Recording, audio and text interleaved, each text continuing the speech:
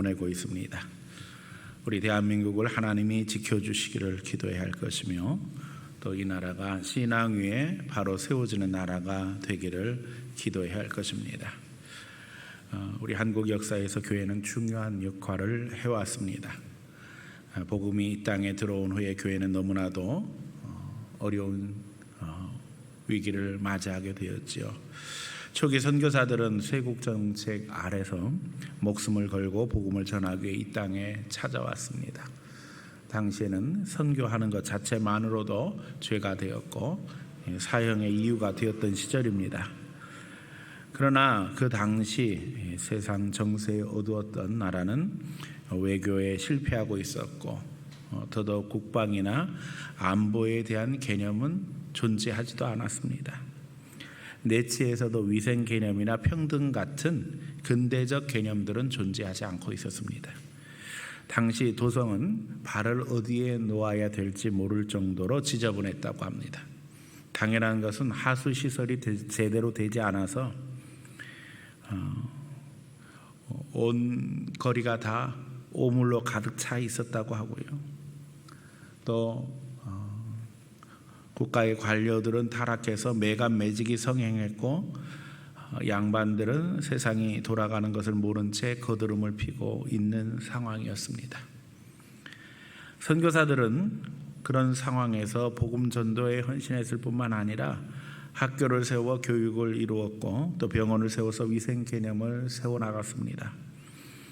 게다가 당시의 고종은 선교사들에게 외교적인 면에 있어서 많은 도움을 바랬지만 선교사들의 한계는 너무나도 분명했습니다. 일제가 국권을 빼앗은 뒤 잔혹한 일을 행하면서 재정 분리를 주장하게 되어지죠. 종교와 정치는 분리되어야 한다.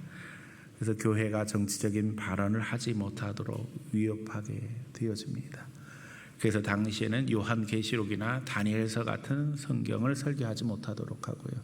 당연히 그런 것을 설교하게 되어지면 세상에 대해서 비판할 수뿐이 없으니까, 또 독립에 대해서 이야기할 수뿐이 없으니까 그런 일들을 자행하게 되어집니다.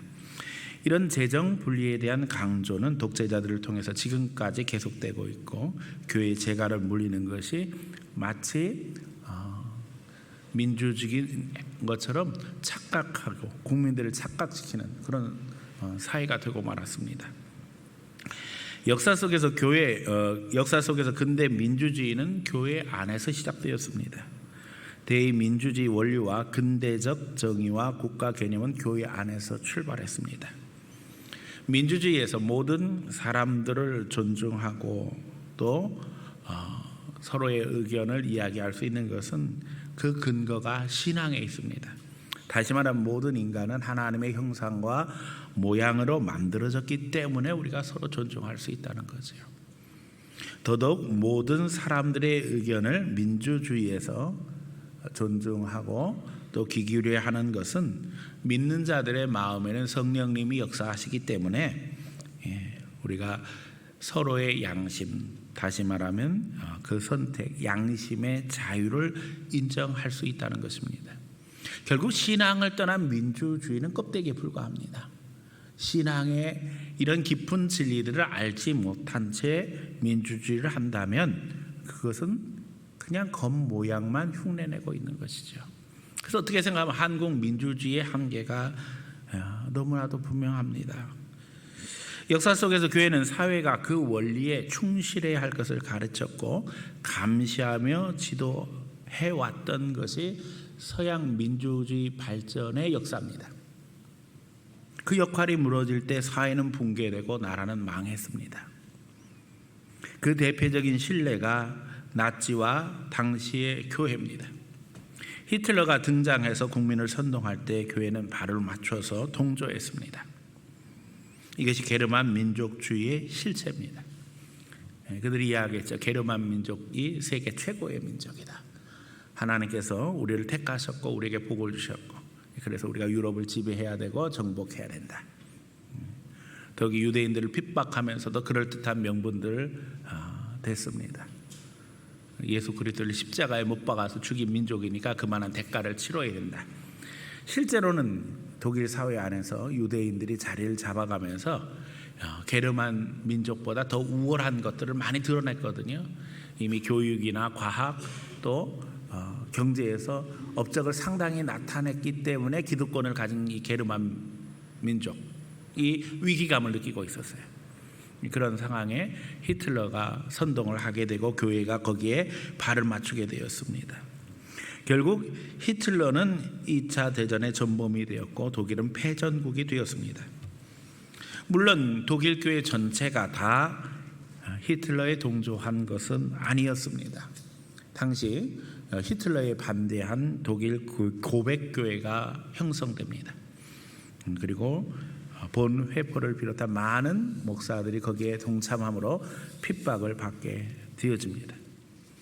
그러나 전쟁이 끝나고 난 후에 본회포를 비롯한 독일 자유교회, 고백교회는 독일의 양심으로 사람들에게 인정되게 되고 패전 후에 독일인들에게 과거를 돌아볼 수 있는 계기를 만들어 주게 됩니다.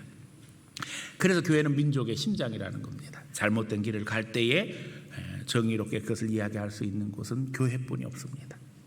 정치가 그것을 하는 게 아니라는 거죠. 할 수도 없다는 거죠. 왜요? 당리당략에 어두워서 제 소리를 내지 못하기 때문입니다.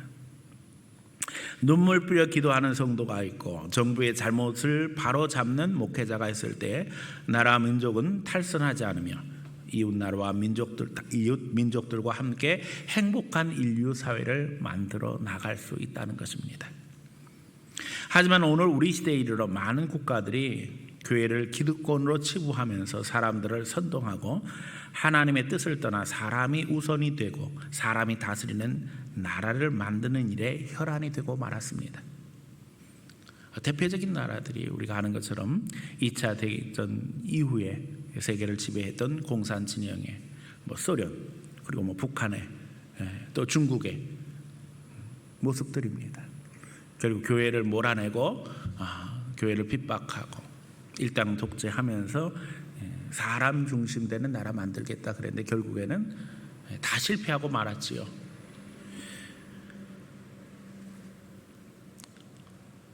이런 것들이 오늘 공산주의 진영이 완전히 패배했음에도 불구하고 다원주의가 진리가 되고 또 포스트 모더니즘이 판을 치는 상황으로 현대 사회에 영향을 미치고 있습니다. 그러나 성경은 천지를 다스리는 권세가 하나님께 있으며 신앙의 공동체인 교회가 최우승자임을 선포하고 있습니다. 교회는 하나님 나라를 대변하고 있기 때문입니다. 오늘 본문의 내용입니다. 바벨론 왕 느부갓네살이 꿈을 꾸게 되어지죠. 그런데 그 꿈을 꾸고 난 후에 꿈의 내용을 잊어버립니다. 뭔가 중요한 꿈을 꾼 것 같은데 그 내용을 잊어버리고 난 후에 바벨론의 모든 지혜에 있다고 하는 술객들을 불러서 이야기합니다. 내 꿈을 해석해라. 그런데 꿈을 잊어버렸으니까 꿈도 찾아내서 해석해라. 어떻게 생각하면 이거는 말도 안 되는 일이지요. 그리고 바벨론의 박사들을 불러서 협박을 하고 그렇게 하지 않으면 너희들 다 죽여버리겠다 할 때에 결국에는 왕의 꿈을 찾아내서 해석하는 사람이 다니엘입니다. 이 모든 것들이 하나님의 장중에 매여져 있음을 고백하면서 그 꿈을 통해 하나님의 뜻을 전달합니다. 우리도 이 말씀에 귀를 기울이기 원합니다. 그리고 이제 역사를 지배하시는 하나님 앞에 우리 자신을 돌아보므로 우리 모두가 다 믿음으로 굳건히 세워지기를 원합니다.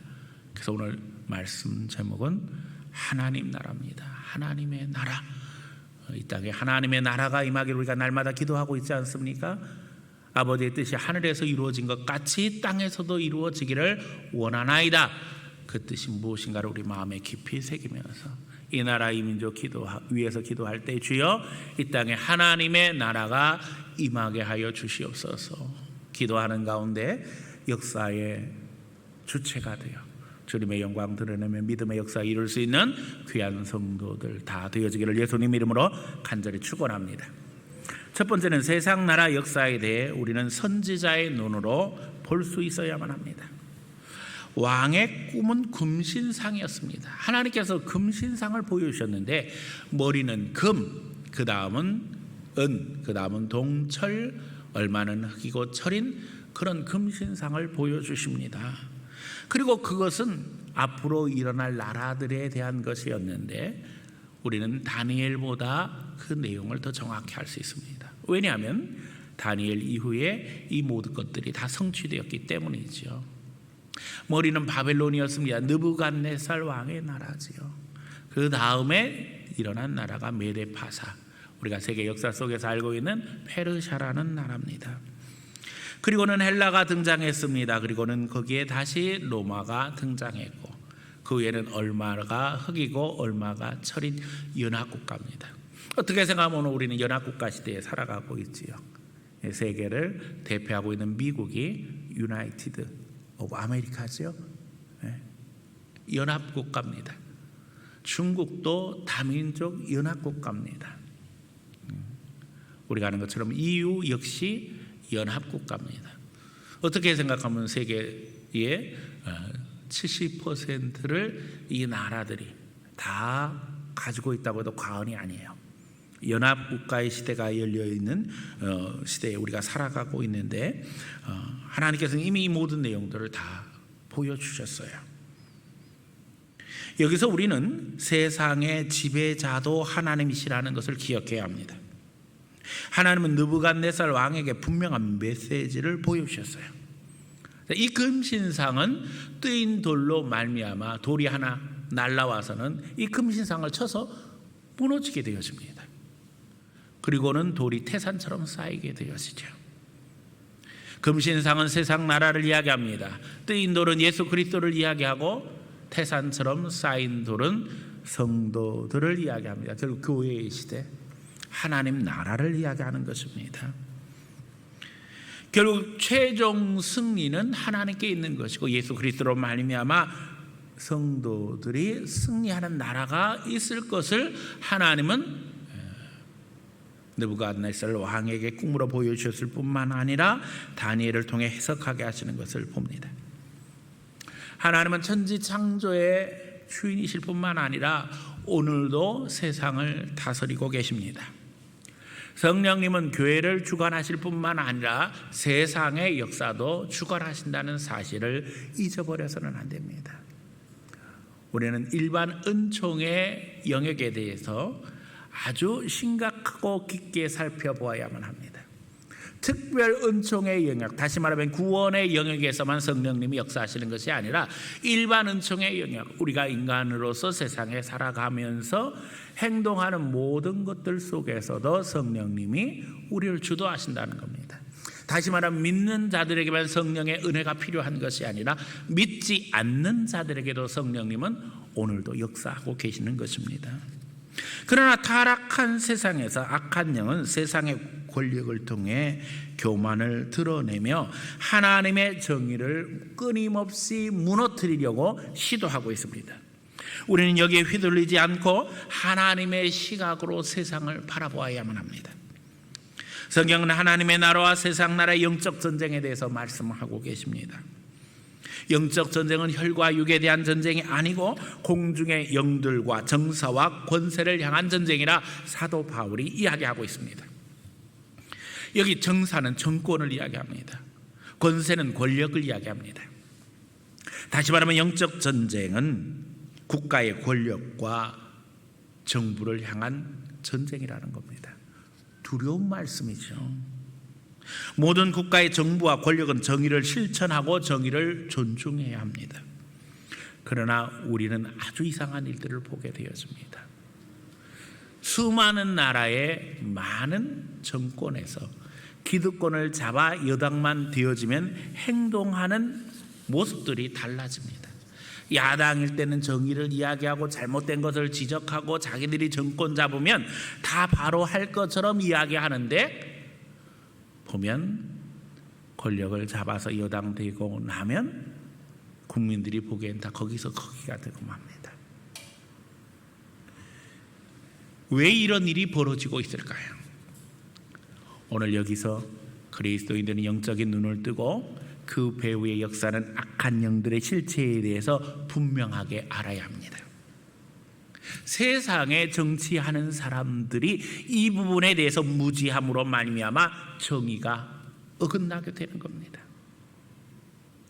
신앙적인 배경 없이 영적 진리에 대해서 알지 못한 채 나라를 다스리게 되어지면 마귀의 도구로 전락할 수뿐이 없는 것이 현실이라는 사실을 잊어버려서는 안 됩니다. 그래서 성령 충만 받아야 합니다.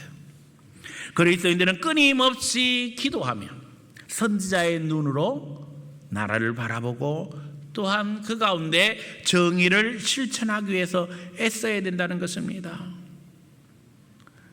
예수님께서 말씀하셨지요. 어떤 사람에게서 귀신이 떠났어요.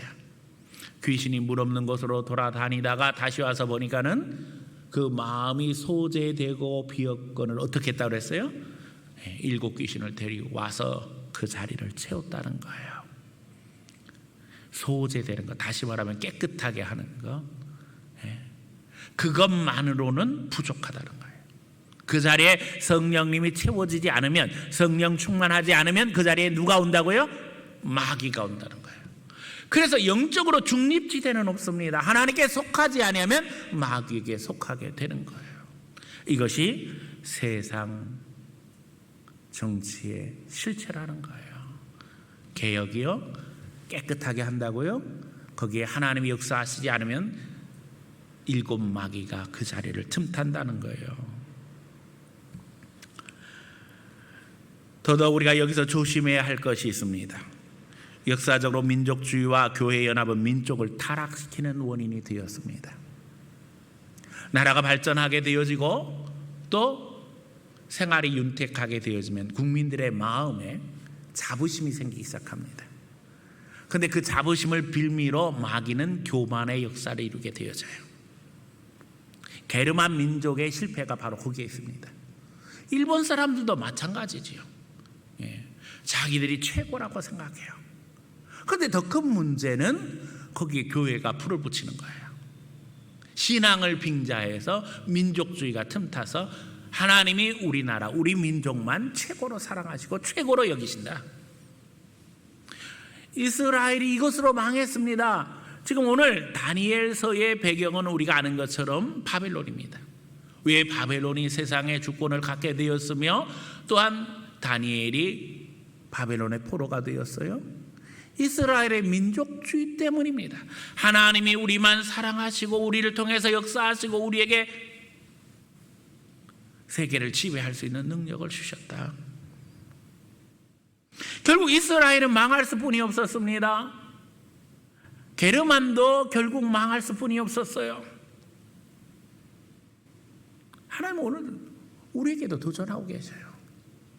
우리 한국교회가 기득권에 발맞춰서 그냥 이 정도 수준으로 가면서 여당이 되든 야당이 되든 어떤 정권이 되든 간에 그냥 정권이 하는 일에 입이나 맞추고 있고 잘한다고 칭찬하고 하나님이 이 나라 축복하신다고만 이야기하고 있다면 우리는 자칫 잘못하면 민족주의의 함정에 빠져서 결국 이스라엘 민족이 갔던 길, 더 히틀러의 그런 독일이 갔던 길을 따라갈 수뿐이 없다는 겁니다. 우리가 하나님을 멀리하면서도 하나님이 내 편이 되실 것이라고 착각해서는 안 됩니다. 물론 하나님은 우리를 사랑하십니다. 그러나 내가 하나님을 대우할 때 하나님도 또 나를 대우하시는 거예요. 우리 한국 사회가 신앙을 귀히 여길 때 하나님께서 이 땅에 축복하시는 겁니다. 하나님의 사랑과 정의를 멸시하면서 하나님이 책임져 주실 것이라고 착각한다면 결과는 하나님이 책임져 주시지 않는다는 거지요. 김일성 주체 사상이 뭡니까? 김일성이 민족의 중심이 되어서 민족주의를 부르짖고 있지요. 그러나 우리가 아는 것처럼 하나님의 자리에 김일성을 세워놓음으로 말미암아 결국에 북한은 멸망하게 될 겁니다. 오늘 중국이 위기를 만나고 있습니다. 사실은 세상 사람들은 미국과 중국의 패권 경쟁이라고 이야기하지만 신앙의 눈으로 보면 이건 영적 전쟁입니다. 시진핑이 얼마나 많은 교회를 핍박했는지 모릅니다. 교회를 불사르고 파괴하고 믿는 사람들을 잡아가고, 북한에서도 우리가 아는 것처럼 성경을 들고 있다는 이유만으로도 사형시킨다고 하죠. 중국에서는요, 그렇게 끌려간 그리스도인들이 강제적으로 죽임당하고 장기가 적출이 되어져서 그 장기를 팔아먹는 일에 관이 개입했다는 사실들이 인권단체들에 의해서 공공연하게 전 세계에 알려지고 있어요. 그게 무슨 나라입니까? 있을 수도 없는 일이죠. 결국 우리는 이게 영적 전쟁이라는 사실을 알아야 돼요. 그냥 패권이 아니에요.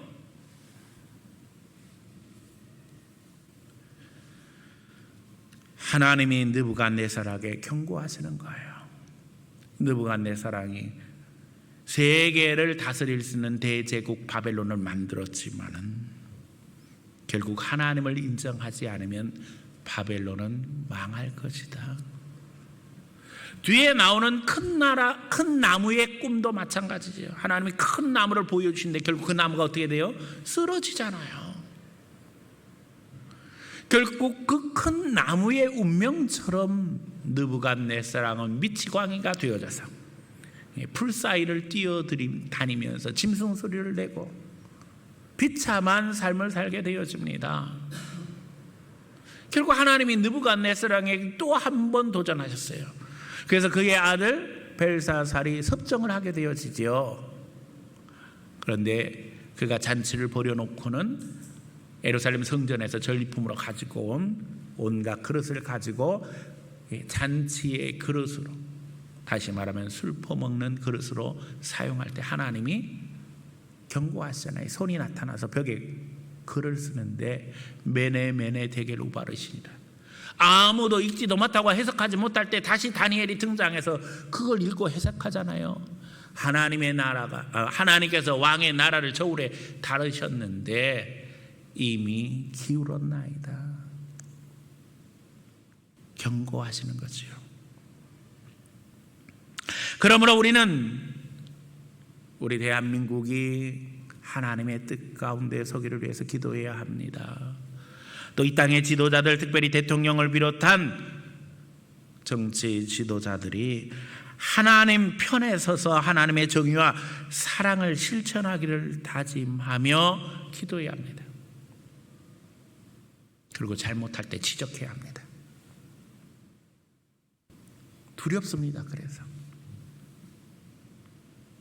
저는 우리 정부가 북한의 인권에 대해서 입을 막고 있는 것에 대해서 하나님께서 심각하게 심판하실 것이라고 생각해요. 인권 변호사 출신인 대통령이 북한의 인권에 대해서는 아무 말 하지 않냐고, 김정은이 하고 뭐 잘만 하면 통일로 갈 거라고 생각하는 이 착각이 어디서부터 왔는지 모르겠어요. 정신 차리지 않으면 안 됩니다. 우리 대한민국이 사람의 힘으로 여기까지 왔다고 생각하는 그 순간 우리는 무너질 수뿐이 없어요. 하나님의 정의를 추구하는 나라가 되어야 합니다. 기도해야 됩니다. 두 번째, 하나님 나라에 대한 하나님의 계획을 우리는 알아야만 합니다. 이 꿈은 뚜인 돌로 인해 신상이 무너지고 돌이 태산처럼 쌓이는 것으로 끝납니다.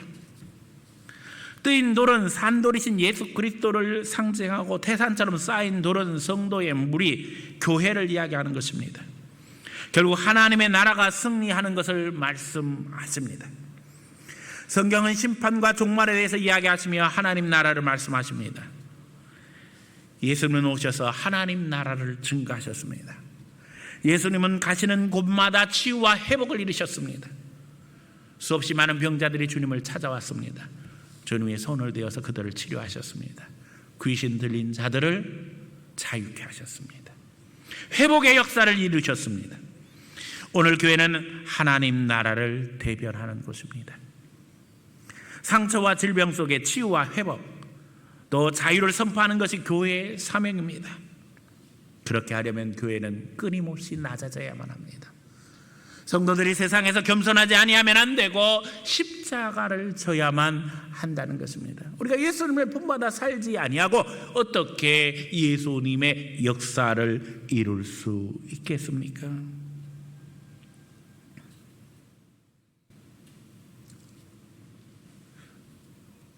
아버님은 목회를 하셨어요.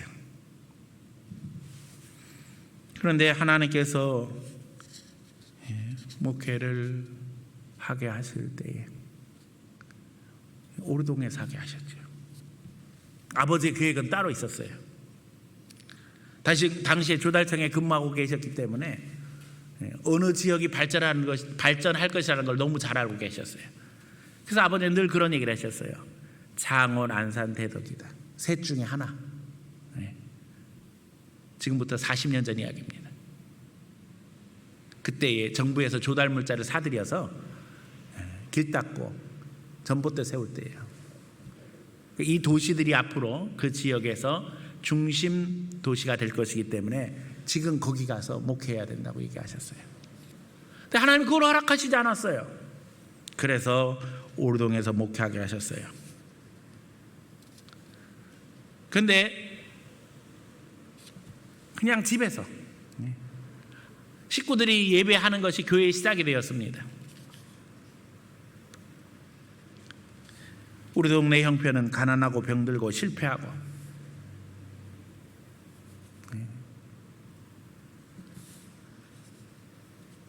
그런 가운데 교인들의 뒷바라지를 하시고 결국에는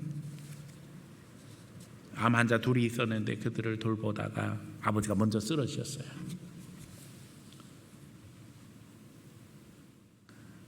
저는 목회를 하면서 첫 해에 세 분의 장례식을 치렀습니다. 크지도 않은 교회에서. 거기에 그 두 분의 암 환자가 있었어요.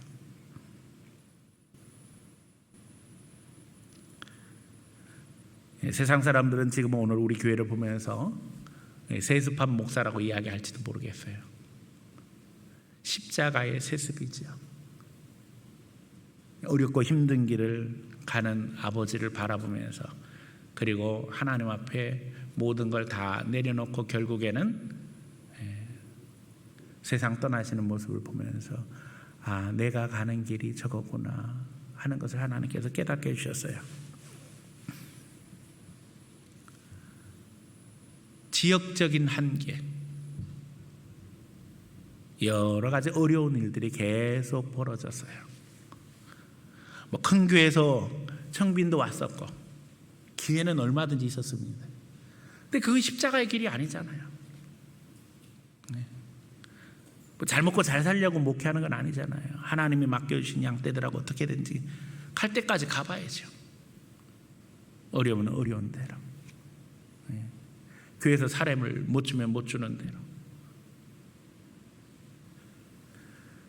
그런데 저는요, 그 어렵고 힘든 교인들과 함께 하면서 너무 감사한 것이요, 하나님이 어떻게 역사하시는가 하는 것들을 깨닫게 하셨다는 거예요. 제가 부요한 교회, 큰 교회에서 목회했더라면 깨달을 수 없는 아주 귀한 진리들을 하나님께서 많이 깨닫게 해주시고, 그래서 저는 큰 교회에서 또 부유하게 목회하는 목사님들을 볼 때에 하나도 부럽지 않게 하나님께서 채워주셨어요. 하나님께서 늘 채워주시는 것을 체험하면서 목회할 수 있도록 도와주셨고요. 그 기쁨과 감격을 가지고 우리 성도들에게 증거하고 또 위로하고 격려하면서 살 수 있도록 도와주셨어요. 얼마나 감사한지 모르겠어요. 여기서 설교하는 목사가 맨날 그냥 죽는 소리 나고 힘들어하고 막 이러면은 교인들이 얼마나 힘들겠어요. 이미 벌써 세상에서 힘들 대로 힘든데, 그런데 하나님이 저에게 은혜를 채워주시니까 제가 기쁘고 즐겁고 감사하게 증거할 수 있고, 또 그런 가운데 우리 교인들의 얼굴이 회복되어지고 마음에 기쁨을 얻고 집으로 돌아갈 수 있다는 게 얼마나 감사한 일입니까? 저는 목회를 하면서 철저하게 깨달은 핵심 진리가 하나님이 주인이시다라는 거예요. 목회하면서 어렵고 힘든 일이 많았어요. 그러나 제가 해결할 수 있는 일은 거의 없었어요. 하나님이 다 해결하시는 거예요.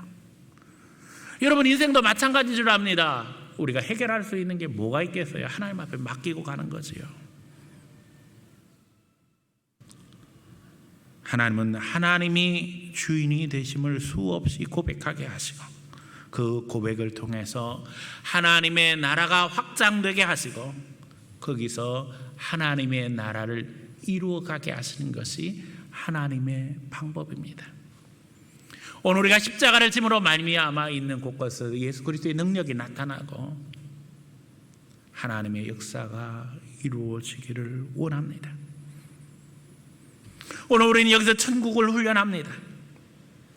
타락한 인류가 다시 완전한 하나님의 은혜 안으로 진입하기 위해서 우리는 훈련받고 있는 것입니다.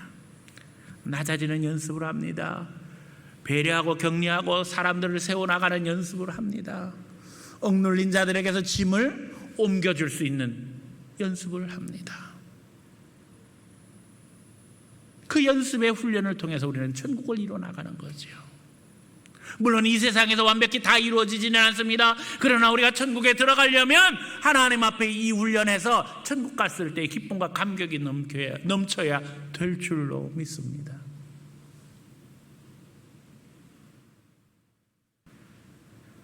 예수 그리스도의 십자가를 묵상함으로 말미암아 주위에 있는 영혼들을 귀히 여기고 사랑하고 보듬어주고 격려하고 섬길 수 있는 성도들 되시기를 축원합니다.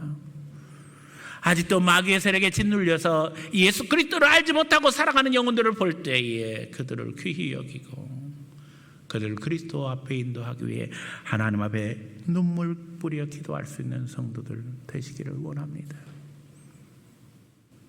우리가 북한 선교를 위해서 기도하면서도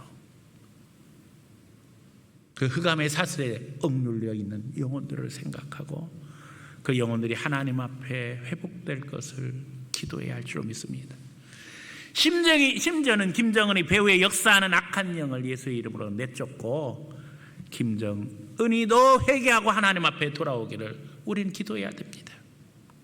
영적 전쟁은 계속되는 겁니다. 그러므로 세 번째 영적 전쟁 중에 하나님은 하나님의 일꾼을 세워나가신다는 사실을 기억하기 원합니다. 세상 나라와 하나님 나라의 갈등은 계속됩니다. 그러나 모든 것은 하나님의 주권 속에 있습니다. 그 가운데 우리는 하나님의 청지기로 삶을 살아가며 하나님의 권세를 대행하는 것입니다. 불의와 불법을 바로잡고 때때로 십자가를 져야 하며 그리스도의 사랑을 반드시 실천해야만 합니다. 세상 나라들은 인본주의적인 방법으로 신앙 없이 유토피아를 이룰 수 있다고 생각하며 실천하고 있습니다. 그러나 그 한계가 분명합니다. 하나님 없이 될 수 있는 것은 아무것도 없습니다. 하나님이 책임져 주셔야만 합니다. 우리 대한민국이 하나님이 책임져 주셔야만 된다는 사실을 기억해야 합니다. 그 가운데 우리는 하나님의 청지기로 살아가며 하나님의 권세를 대행하는 것입니다. 세상은 우리의 입을 닫게 하려고 합니다. 목사가 정치에 대해서 이야기하지 말아라. 정권이 하는 것에 대해서 이야기하지 말아라. 대통령에 대해서 이야기하지 말아라. 그런데 이 말은요, 죄송하지만 일본 식민지 시대에 일본 사람들이 제일 좋아하는 말이었어요. 그리고 그 다음 독재자들이 좋아하는 말이었고요. 북한의 김일성이가 제일 좋아하는 말이었고요. 중국의 시진핑이가 제일 좋아하는 말이었어요. 우리 정부는 이런 말 하지 않았으면 좋겠어요.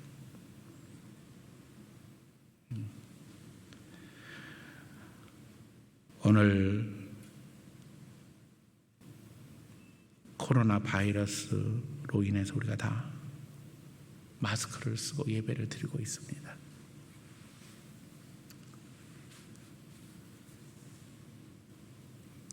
공문이 내려왔어요.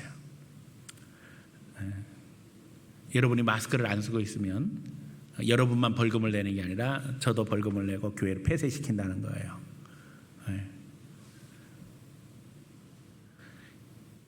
비말에 의해서 전염이 된다고 해서 이제 마스크를 다 써야 되는 상황이 되었어요. 그러나 하나님이 이걸 통해서 우리에게 깨닫게 하시는 부분이 너무나도 많은 것 같아요. 이거 마스크 없을 때 우리가 기쁘게 찬송하고 기쁘게 예배하고 기도할 수 있었는데 갈망하게 되었지요. 모르겠어요. 앞으로 이제 목사도 쓰라고 그럴지.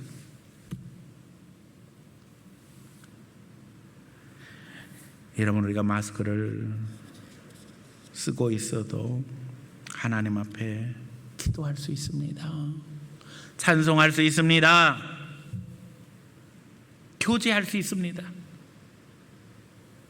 정부에서는 소리내서 기도하는 것도 하지 말아라, 뭐 또 찬송하는 것도 하지 말아라, 또 사람 만나지 말아라. 그러나 얼마든지 할 수 있습니다. 물론 우리가 마스크를 쓰고 있기 때문에 우리의 표정이 잘 안 보이고, 그래서 커뮤니케이션 하는데 오해가 생길 수도 있습니다. 그러나 그걸 통해서 더 생각하게 하시고 또 그걸 통해서 노력하게 하시는 것이 하나님의 뜻인 줄 압니다. 이것 자체가 다 영적 전쟁이에요. 전쟁의 결과는 분명합니다. 여러분이 승자가 되어야만 합니다. 코로나 바이러스도 이길 수 있고 마귀 도전도 이길 수 있고 우리가 이 땅에 하나님의 정의를 세워나가는 일에 승리할 수 있는 하나님의 백성이 되어야만 합니다. 왜요? 하나님이 우리를 도와주시기 때문입니다. 단위를 생각해 보세요. 사자굴에도 던지고 그의 친구들은 풀무불에도 던져지고 계속 위기가 오잖아요. 그러나 하나님은 도와주십니다. 왜요? 하나님이 역사의 주인이시기 때문에. 그리고 하나님은 하나님의 백성을 통해서 하나님 나라를 세워나가시기 원하기 때문입니다. 우리는 날마다 하나님 나라가 이 땅에 임하기를 기도하고 있습니다. 아버지의 뜻이 하늘에서 이루어진 것 같이 땅에서도 이루어지기를 원하나이다. 여러분, 오늘 우리가 거룩한 그리스도의 손입니다. 거룩한 그리스도의 팔입니다. 그리스도의 입입니다. 그리스도의 눈입니다. 우리가 하나님의 지체가 되어져서 이 세상에서 하나님의 일을 하고 있다는 사실을 잊어버리지 마세요. 주님께서 십자가를 지고 헌신할 때 하나님은 책임져 주십니다. 주님을 사랑하는 마음으로 채워져서 우리가 먼저 영혼을 사랑하고 영혼을 배려하고 그런 가운데 하나님 나라를 세워나갈 수 있는 거룩한 성도가 다 되어지기를 예수님 이름으로 간절히 축원합니다. 사랑 많은 주님 감사합니다.